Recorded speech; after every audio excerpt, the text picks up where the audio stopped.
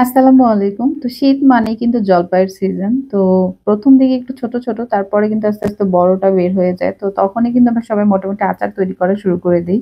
তো একেকজনের একেক রকম পছন্দ। যেমন আমার হচ্ছে টক মিষ্টি ঝালটা পছন্দ, মসলাটাও পছন্দ। বাট ওইটা খিচুড়ি বা অন্য কিছু দিয়ে ভালো লাগে। বাট এইটা সবসময় খাওয়া হয়। তো চলুন দেখে নিই কিভাবে সিম্পল ওয়েতে করা যায়। তো আমি হচ্ছে ৩-৪ টা শুকনা মরিচ নিয়েছি আর হচ্ছে পাঁচফোড়ন নিয়েছি। তো একটা কড়াইতে এটা শুকনোভাবে হচ্ছে ভেজে নিব। এটাকে হচ্ছে গুঁড়ো করে নিব। পোড়ানো যাবে না, জাস্ট একটু গরম কড়াইতে কিছুক্ষণ নেড়েচেড়ে ওটাকে ভেজে নিব আরকি। তারপর হচ্ছে আমি এখানে ২ কেজি হচ্ছে বড় সাইজের জলপাই নিয়েছি। এটাকে হচ্ছে সিদ্ধ করব। ধুয়ে নিয়েছি। তো আপনারা যদি চান কেটেও দিতে পারেন। এটাকে আমি হচ্ছে সিদ্ধ করব। কারণ অল্প সিদ্ধ করলেই এটা মোটামুটি গলে যাবে। তো অল্প একটু পানি দিয়ে আমি কড়াইতে বসিয়ে দিলাম। এখন হচ্ছে ঢেকে দিব। তারপরে খুব সুন্দরভাবে এটা হচ্ছে সফট হয়ে যাবে। মানে নরম হয়ে যাবে সিদ্ধ হয়ে। তো আপনারা কে কিভাবে বানান সেটা আমাকে কমেন্ট করতে পারেন। তো আমার মোটামুটি জলপাইটা সিদ্ধ হয়ে গেছে। আমি হচ্ছে স্ট্রেইনার দিয়ে স্ট্রেইন করে নিব জলপাইটাকে। আর দেখুন ৫ মিনিটের মধ্যেই কিন্তু মোটামুটি জলপাইটা অনেকটাই সুন্দরভাবে সিদ্ধ হয়ে গেছে, ফেটে, ফেটে গিয়েছে। তো এটাকে এখন ছেঁকে নিব এবং উপরের যেগুলো মানে হয় সিদ্ধ হয়নি, সেগুলাকে হচ্ছে আমি আস্তে, আস্তে একটু প্রেস করে দেখছি হয়েছে কিনা। তো মোটামুটি কিন্তু হয়ে গেছে। তো বাকিগুলা হচ্ছে আমি ম্যাশার দিয়ে ম্যাশ করে নিব। তো আমি হচ্ছে ম্যাশার দিয়ে হচ্ছে ম্যাশ করে নিয়েছি, একদম ম্যাশ করে নিয়েছি। এটা হচ্ছে আমি এটাকে আস্ত করব না, যেহেতু একটু গলানো টাইপের করব, এজন্য পুরোটাকে ম্যাশ করে নিয়েছি। তো ফার্স্টে হচ্ছে কড়াইতে সরিষার তেল দিয়ে দিচ্ছি। এটা ডিপেন্ড করে আপনি কতটুকু নিচ্ছেন। তারপরে দিয়ে দিচ্ছি একটু হচ্ছে শুকনো পাঁচফোড়ন। এটা দিলে ফ্লেভারটা খুব ভালো হয়। তারপরে দিয়ে দিচ্ছি রসুন কুচি। কারণ আচার মানেই রসুন কুচি। তারপর ৪ টা শুকনো মরিচ আমি হচ্ছে এভাবে কেটে নিয়েছি। তো তারপরে একটু ভালোভাবে এটাকে একটু মানে হতে দিব আমি। গরম হলেই তারপরে অন্যান্য জিনিস দিব। তেলটা গরম হবে প্লাস এটা একটু সবকিছু একসাথে হলে ফ্লেভারটা তেলের মধ্যে আসবে। খুব ভালো লাগবে। তো তারপরে হচ্ছে সুন্দর করে তেলটা হচ্ছে উচ্চানো টাইপের হচ্ছে। যাই হোক এখন বাকি মসলাগুলো দিব। এটা হচ্ছে সরিষা বাটা, ভিনেগার দিয়ে আমি বেটে নিয়েছি। তো এটা সম্পূর্ণ আপনি কতটুকু জলপাই নিচ্ছেন সেটার উপর ডিপেন্ড করে ওই কোয়ান্টিটিতে দিবেন। এটা হচ্ছে আদা বাটা। যেহেতু আমি রসুন কুচি দিয়েছি এখানে রসুন বাটা দিচ্ছি না। এটা হচ্ছে আদা বাটা দিচ্ছি। তারপর হচ্ছে ২ টা তেজপাতা, একটা হচ্ছে দারচিনি দিয়ে দিয়েছি। তাহলে আচারের ফ্লেভারটা আরেকটু ভালো আসবে। তো যাই হোক এটা পুরোটাকে হচ্ছে আমি মিশিয়ে এবং খুব সুন্দর করে এটাকে একটু ভুনা, ভুনা টাইপের বা মসলাটা যতক্ষণ না হচ্ছে এটাকে আমি রান্না করব। যাতে আদার কাঁচা গন্ধটা, সরিষার কাঁচা গন্ধটা যায়। এই তো মোটামুটি আমার হয়ে গিয়েছে। এখন বাকি মসলাগুলো দিয়ে নিই। হলুদ দিয়ে দিলাম, এটাও পরিমাণ মতো দিতে হবে।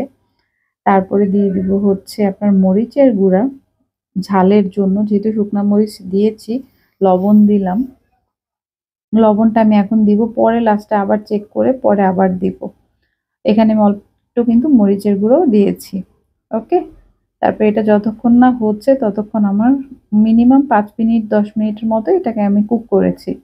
তারপরে হচ্ছে জলপাইটা দিয়ে দিব। তো এটাতে চাইলে আপনারা চিনি ইউজ করতে পারেন। আজকে আমি গুড় দিয়ে করব। তো পুরাটা জলপাই আমি হচ্ছে দিয়ে দিলাম। এখন হচ্ছে পুরোটা মসলার সাথে তেলের সাথে এটাকে হচ্ছে মিশিয়ে অ্যাডজাস্ট করে নেব। তো একটা বড় পাত্র নিবেন। ননস্টিক নিলে খুবই ভালো হয়। কারণ নয়তো আচারের সামনেই দাঁড়িয়ে থাকতে হয়, পোড়ার একটা ভয় থাকে। তো এখন হচ্ছে আমি গুড় দিয়ে দিচ্ছি। এটাও আপনার মিষ্টির মতো মানে মিষ্টির পরিমাণ মতো আপনি কতটুকু খেতে চান। তো যেহেতু জলপাইটা ভালোই টক হবে আর ২ কেজির জন্য ভালো আমি এখানে অনেকটা ২৫০ গ্রামের মতো দিয়েছি। যদি আবার মনে হয় পরে দিতে চাই, মানে মিষ্টি হয়নি তখন আবার দিব একটু বা চাইলে একটু চিনিও দিতে পারি। তো আপনার ইচ্ছা আপনি এখানে গুড়ের বদলে হচ্ছে চিনিটাও দিতে পারবেন। তারপর হচ্ছে যে মসলাটা করেছিলাম সেটাকে হচ্ছে গ্রাইন্ড করে নিয়েছি আরকি। অর্ধেক দিয়ে দিলাম আর বাকি অর্ধেক হচ্ছে পরে দিব। তো এটা আমাদের আর কিছু মিশানো নাই। লাস্টে শুধু আমরা ভিনেগার আর হচ্ছে মসলাটা দিব। আর কিছুই নাই আপাতত দেওয়ার মতো। এখন যেহেতু গুড় থেকে একটু পানি ছাড়বে, মোটামুটি পানিটা ছেড়েই দিয়েছে। যতক্ষণ না হচ্ছে পানিটা আপনার টানছে ততক্ষণ কিন্তু আমার এই আচারটা হতে হবে। আর আচার কিন্তু মিনিমাম ৪-৫ ঘন্টা অনেক সময় লেগেই যায় আস্তে, আস্তে যারা কুক করে বা হচ্ছে অনেকে কিন্তু ২ দিন ৩ দিনও এই আচারটা তৈরি করে। মানে যতদিন জাল দিবে আচারটা টেস্টটা ততই আসবে। এই যে মোটামুটি আমার পানি শুকানোর পথে। তো এখনো অনেক পানি বাকি আছে। তো কালারটা কিন্তু আস্তে, আস্তে সুন্দর হচ্ছে। তো এই পর্যায়ে আমি দিয়ে দিব হচ্ছে ভিনেগার। কারণ মোটামুটি আমার আচারটা হয়ে গিয়েছে। আমি মোটামুটি ২ ঘন্টা কুক করেছি। তারপরে এই কালারটা আসছে। প্লাস হচ্ছে পানিটাও শুকিয়ে গেছে। আস্তে জাল দিয়ে আমি ২ ঘন্টার মতো কুক করেছি। কারণ যত জাল পড়বে আপনার আচারটা তত টেস্টি হবে। কিন্তু পুড়ে গেলে কিন্তু হবে না, খুবই সাবধান। তারপর হচ্ছে আমি বাকি গুঁড়া মসলাটা দিয়ে দিলাম। আর আমার দেখুন তেলটা উঠে গিয়েছে পানিটা শুকিয়ে।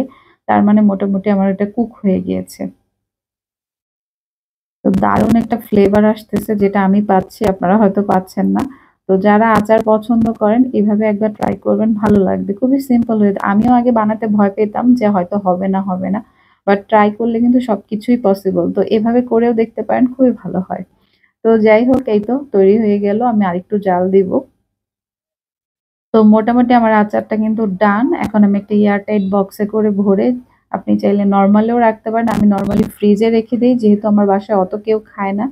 তো দেখা গিয়েছে অনেকদিন থাকে যার কারণে আমি নরমাল ফ্রিজে এটাকে স্টোর করি। আর যারা বাইরে করতে চান তারা কিন্তু এক্সট্রা তেল দিয়ে বাইরে স্টোর করতে পারেন। এই তো হয়ে গেল আজকে আমাদের জলপাইয়ের আচার। তো সবাই ভালো থাকবেন। আল্লাহ